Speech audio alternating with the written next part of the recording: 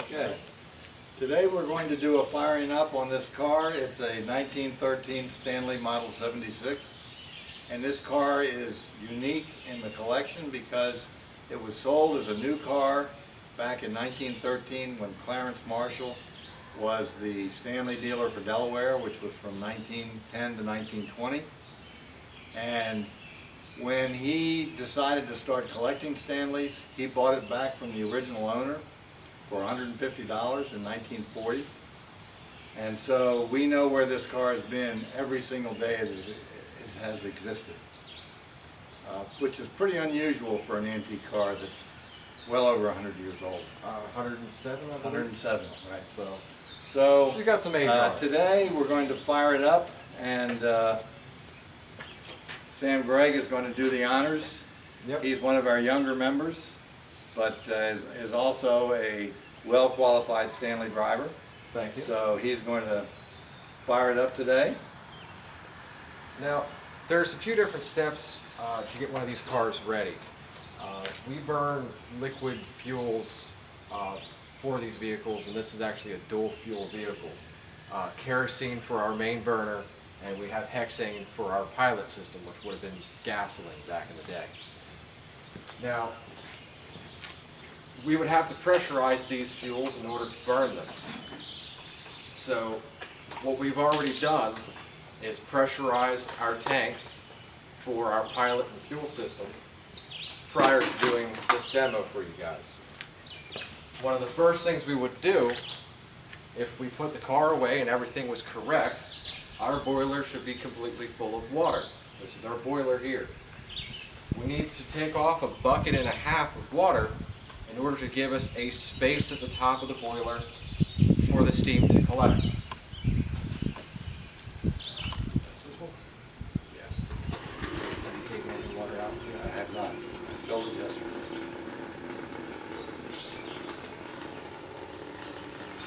So this is going to start our process of pulling our 1.5 buckets off. Now this is where we would start heating up different elements of the pilot. We have to heat the fuel, which will be pressurized in a liquid, in order to turn it into a gaseous state in order for us to burn it. Back in the day, we would use an old style blowtorch, which once again, same process, have to heat it up, burn the liquid fuel. Today we were very fortunate to have propane, which is a much easier fuel to use. There we go.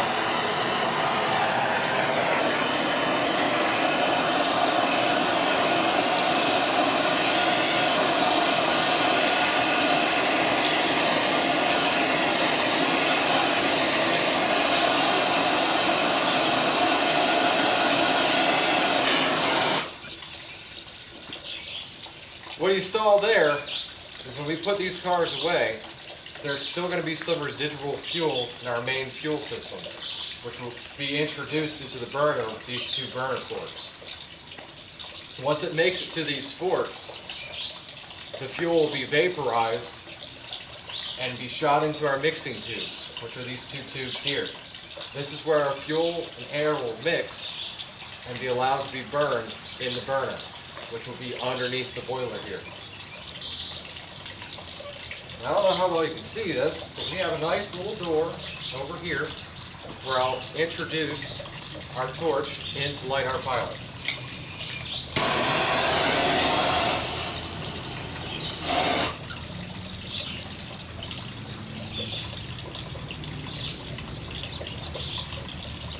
And just like that, our pilot is lit, and that's going to slowly start warming up all the vaporizing tubing, which will then heat our main fuel to allow it to be vaporized.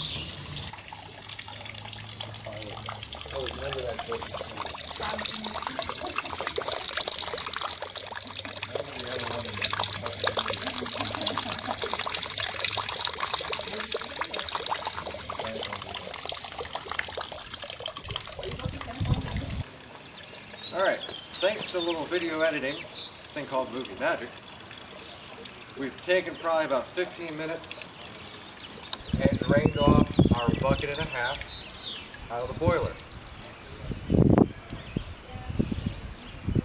whole time we were allowing the pilot to slowly warm everything up. Helps preheat the boiler a little bit. Warms up that vaporizing coil underneath. Now, after everything's preheated with our pilot, we can start warming up our burner forks that I had mentioned earlier. We're going to be using our firing up valve, which introduces the pilot fuel, our hexane, into the main burner circuit. What that will help do is continue to preheat everything so that we can switch to the kerosene, which vaporizes at a higher temperature. So we bring out the nice little blowtorch again.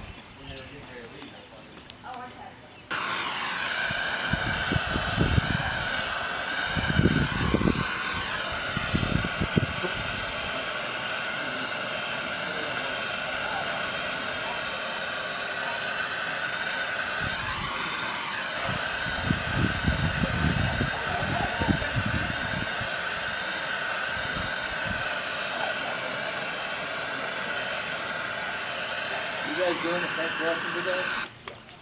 Alright, now that we've preheated our forks, everything's warmed up a little further, so I'm going to hit it on the firing up valve. If you guys are lucky, our audio might pick up the whoosh of it igniting.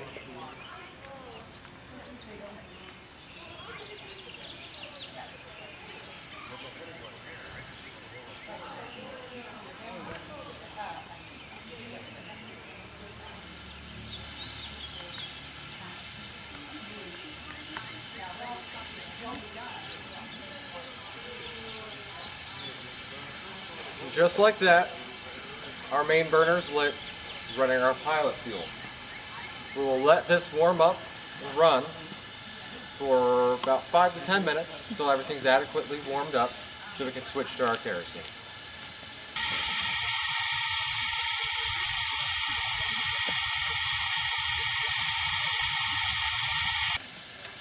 Now that we've been warming up our main burner, our vaporizer, we're going to start switching it to our kerosene.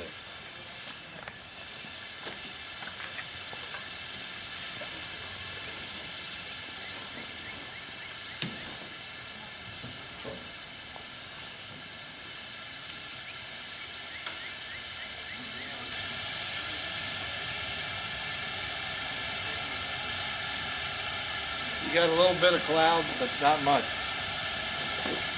I think you're probably good to go. Just leave it like that. So what you saw me do, or maybe not see me do, when we were switching to the kerosene, I jogged between our firing up valve, which introduced our hexane, and the kerosene. Helps bring the transition a little easier. Right now we're burning purely kerosene. You might be able to hear it's a little bit louder. So I gotta talk a little louder. What Steve is now doing in the car is usually when the car is underway, we have fuel pumps driven off the rear axle. This is for our water and fuel and steam oil. One we're going to focus on at this point in time is the main fuel. What that means is we have a hand pump to manually pump our fuel pressure while the car is sitting still when we're firing up. So right now Steve's keeping an eye on our pressure for our main fuel, our kerosene, and keeping it at an adequate pressure so we can fire the car.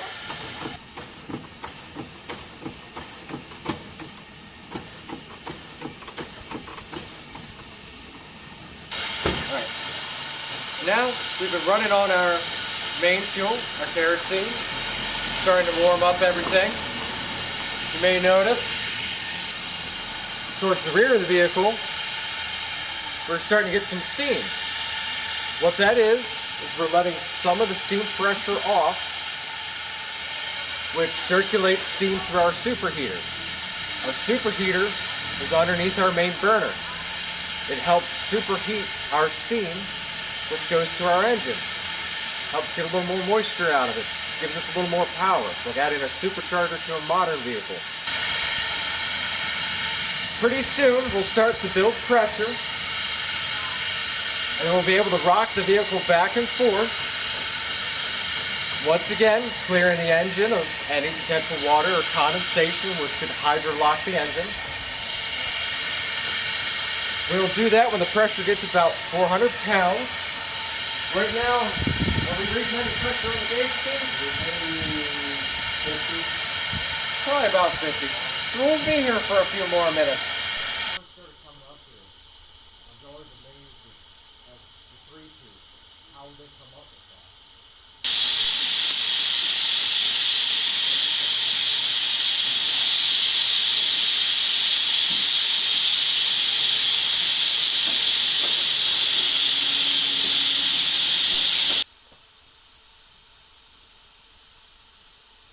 Now that we're up to pressure, we have about 450 pounds of pressure in our boiler.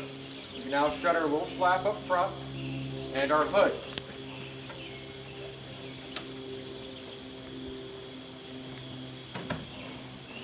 What I'm going to do now is hit the front blow down, which helps preheat our water indicator, our 3-tube.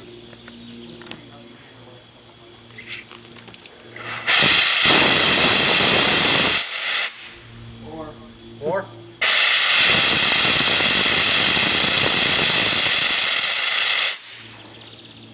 How's that? That's good.